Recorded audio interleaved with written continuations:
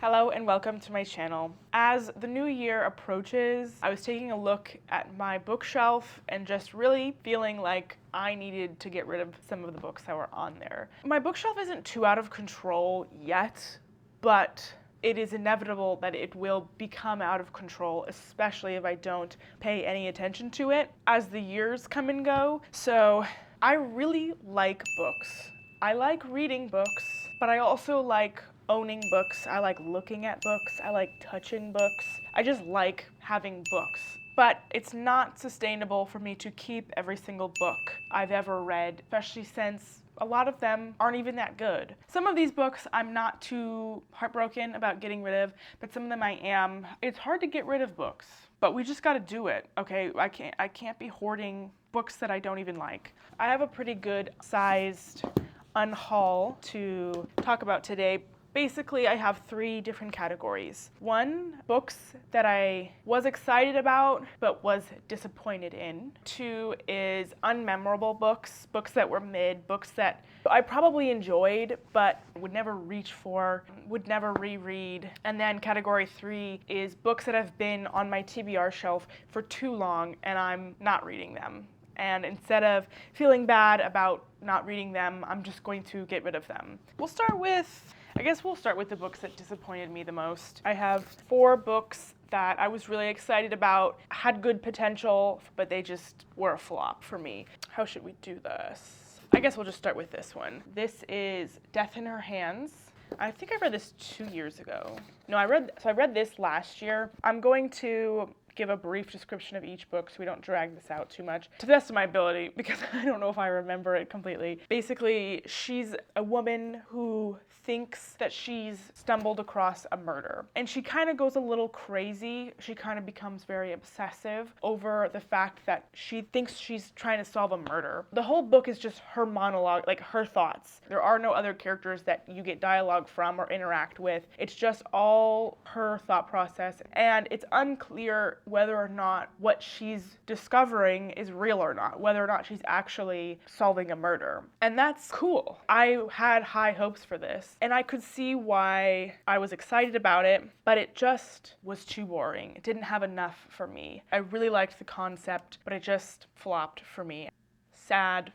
The next book that was just a disappointment to me is This Thing Between Us. This I read 2 years ago, which is crazy. Do I even remember what it was about? Not really. I remember kind of enjoying it, and then there being one point where I was like, wow, that took a real turn. It says a darkly funny horror novel about grief and rage, the loneliness of living between cultures, and the all too real oppressive intimacy of technology. So I remember it being kind of like an Alexa thing, and it being kind of creepy and weird, and you don't really know what's going on. But then I remember it just like, suddenly it was a switch, and it was like, this is supernatural. I don't remember if it was like ghosts or what. It was like a weird switch that I wasn't expecting it to take, which is fine, and that could be a good thing, but it didn't work for me. And thinking back, I don't even remember really what this is about. So this was a disappointment. I don't really want to get rid of it. I like the cover and everything, but it's gotta go. The next book that I had high hopes for and was disappointed in, and also am very sad to get rid of, is Follow Me to Ground.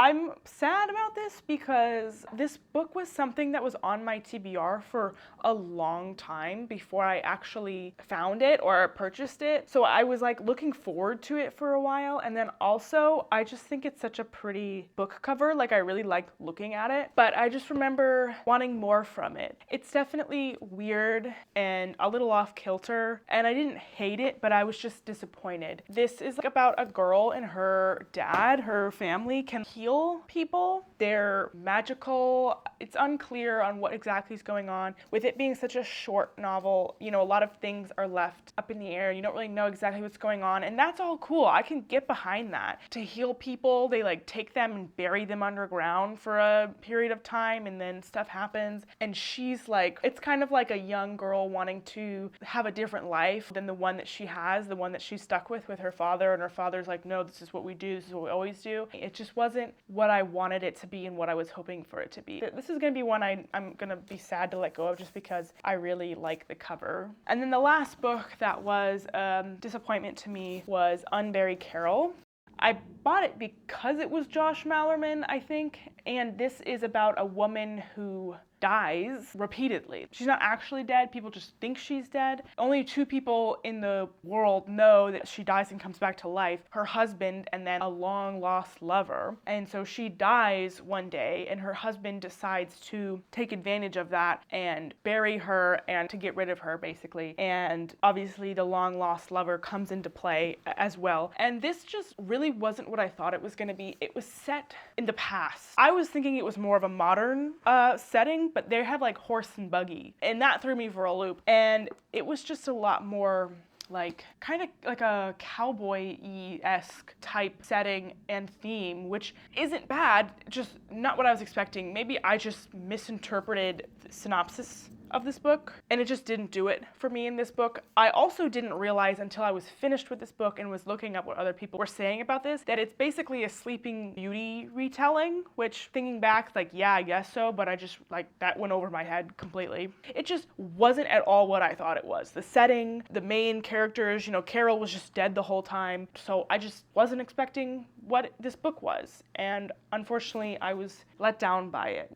I wouldn't even really recommend it to anybody because it was just kind of so gotta get rid of this guy. Okay, we'll go do the books on my TBR that I'm not getting around to because this is the smallest category. So these 2 books have been on my TBR shelf for probably this whole year, and I just am not interested in picking them up. We'll start with the Colleen Hoover one, Verity. I can't even read that, to be honest with you. I found this in my little free library that's by me, and the only reason I picked it up, honestly, is that there's a lot of talk about Colleen Hoover. People either love her or hate her. I didn't know why. I just knew that people had polarizing opinions about her. So I saw this, and it was in the little free library, so I just said, maybe I should read it and find out what people are talking about, but I just never did and don't really care to.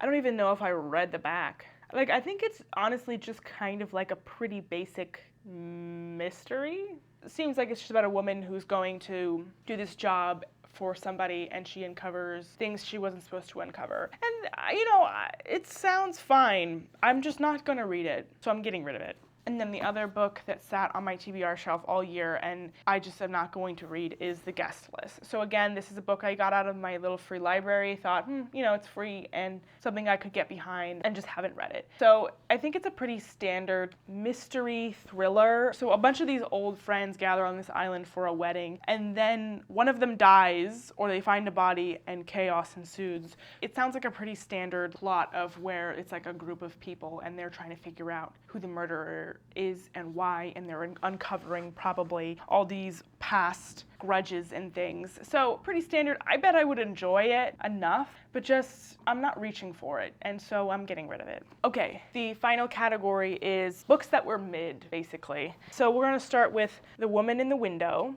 Most of the books in this category are just your pretty classic standard mystery thriller books that are fun to read, easy to read, but just like, what are you gonna do with it after you read it? You're not gonna read it again. So Woman in the Window, this is about a woman who's a recluse, unable to leave her house, and then she thinks she witnesses a murder in her neighbor's house and kind of obsesses over it, goes a little crazy. I remember it being very twisty and turny and entertaining to read, but just like, never gonna think about this ever again, so gotta get rid of it. The next one, Local Woman Missing. This one is about a woman who goes missing in a small town, and then it's 11 years later and she reappears, and it's about uncovering the secrets that happened 11 years prior. You know, entertaining, easy to read, but not really memorable, so I'm gonna get rid of it.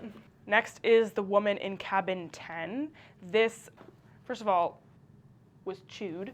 I remember this one being a little bit more annoying. I feel like so many modern mystery thrillers are these women that are journalists that are trying to get wrapped up in solving a murder. She's a journalist that's going on this cruise to like make connections, but also like get away from her boyfriend or something. And she thinks she saw somebody get pushed overboard, and so she's trying to figure out who died because she doesn't even know, because she thinks everyone on the ship is accounted for, but it turns out there was an extra passenger, and so she's trying to figure out who died and who killed them and why. So entertaining, but just not very memorable, not something I would ever pick up again, so this has to go. This is the next one, All Good People Here. This is also about a journalist who goes to a small town and gets wrapped up in trying to solve a murder. And I just don't know why all of these books are about journalists that are suddenly becoming detectives. It's I don't know if detective and journalists are the same career path, but maybe we should call the police instead of doing something that's not really in our job description. But I enjoyed it, easy to read, simple, but just what even happened in this book? I don't even know. I couldn't even tell you what happens at the end. I don't remember, and I'm not going to read this again. So I have to get rid of this one. And then the last book that I want to get rid of, I'm still kind of on the fence about, because this year I branched out. I tried to branch out a lot, I think, and I did a lot of reading of things that I don't normally read. This was one of them. So this is The Serpent and the Wings of Night. So this is a fantasy book, obviously, a romance fantasy that is the first of a series. I'm not sure how many are in this series. And the thing is, when I first put this book down, I was like, I'm gonna get the second one.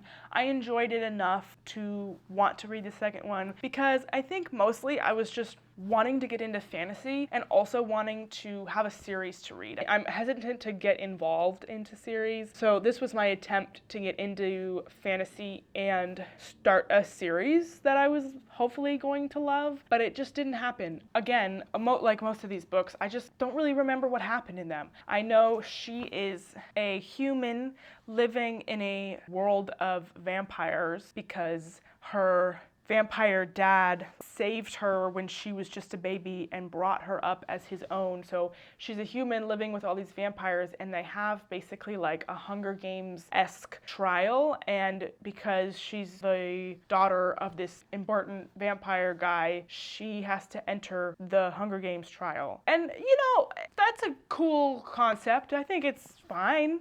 It was entertaining. I remember being like, girl has no chance. She's a human against a bunch of vampires, so unless she turns out actually does have some magic, she's screwed.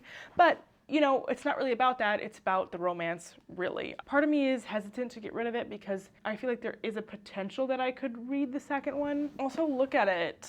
Look at it's pretty. It's cool looking.